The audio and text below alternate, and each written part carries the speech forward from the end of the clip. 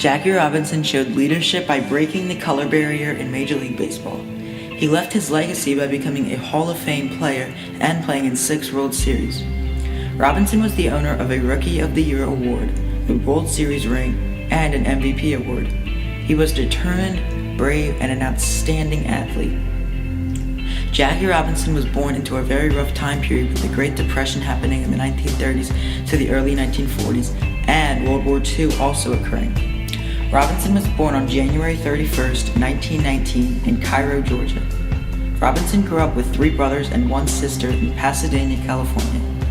When Robinson was in high school, he excelled at many sports, including baseball, basketball, football, and track.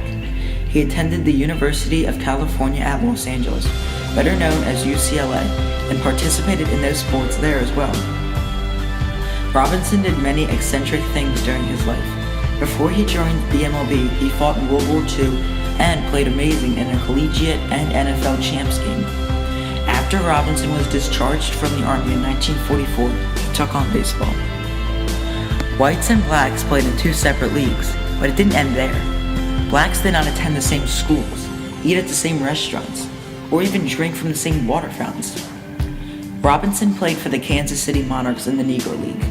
Robinson wasn't exactly happy about the segregation between the 2 leagues. Branch Rickey, the president of the Brooklyn Dodgers, wanted to integrate baseball. He didn't care if there was a black man playing for him. He just wanted to win a World Series title. Jackie was chosen over Satchel Paige and Roy Campanella, future Hall of Famers. Rickey knew that Robinson was the one to break the barrier. He would be the first black man ever to play in the MLB. There was just one problem with this decision: Jackie's temper. Jackie had a very short temper when it came to him being segregated. If he were being taunted and couldn't control his anger, he could get into serious trouble. Whites barely got arrested for hurting or even killing a black man. If Jackie was to just push a white man, he could be arrested and charged with assault. Jackie was grateful to be on the team, so he didn't care that he didn't get treated like a king. Jackie started out playing for the Montreal Royals, an all-white farm league team for the Dodgers. In Robinson's first season, he led them to a World Series win. He then got called up to the big stage and got to play for the Dodgers. People thought that he was insane, because how could you have a Negro on your team? After signing with the Dodgers, Robinson started to receive death threats and racial slurs from players, coaches, and baseball fans. Robinson stayed brave though. He was even threatened by the KKK. They threatened to kill him because they were a group that believed their race and religion were superior to those of color and other religious beliefs. He couldn't even practice at the stadium without having loads of security with him. He played for the Brooklyn Dodgers for 8 years and led them to 6 World Series appearances and winning 1 in the year 1955. Robinson was found to be a very talented first baseman, and after being cleated by some base runners, they moved him over to second base, and he did spectacular in the middle infield. He was also an impressive batter throughout his career. Robinson retired in 1957 with a Hall of Fame lifetime batting average of .311, 137 career home runs, and a total of 197 stolen bases. Jackie was especially known for being a very aggressive base runner. Robinson also sparked the civil rights movement in sports, and many African Americans loved that he was standing up for himself. African Americans supported him in many ways. After seeing how good of an athlete and a person he was, Jackie's teammates started to stand up for him too, and would fight with other whites. They started to realize that it wasn't right nor fair to segregate against blacks. Jackie was taunted by fans, managers, and other players too.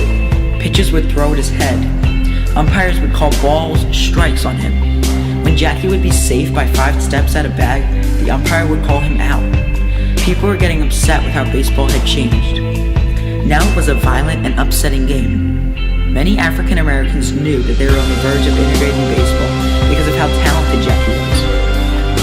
Jackie started to encourage other African Americans to stand up for themselves and play professional sports. Robinson was very involved after his playing career. He worked with Dr. Martin Luther King Jr. and other civil rights personnel to fight for freedom. Robinson was very friendly with kids and loved to give tips. Jackie gave the kids tips on how to hold the bat and how to swing and where to start swinging. He also gave the kids advice on how to field and where to put their gloves. He became a role model for kids and adults. They looked up to him and mimicked some of his mechanics. He became so famous, but that wasn't exactly good, aside from being looked up to by many African American athletes. Now Robinson was in even more danger. People from all over the country knew him by now, but not all of them liked him. He wrote several letters about his thoughts on racism and segregation to several presidents. Robinson died at the age of 53 on October 24, 1972, after suffering from a heart attack. He was inducted into the Hall of Fame in the class of 1962. The number 42 was retired from all teams, and he now has a day in remembrance of him on April 15th. All players on this day wear the number 42, and they don't wear their last names. This is to symbolize that the MLB is united and everybody is equal. Robinson was an outstanding ball player who was an owner of courage and bravery that not only led him to breaking the color barrier, but changing the world and how we look at it today.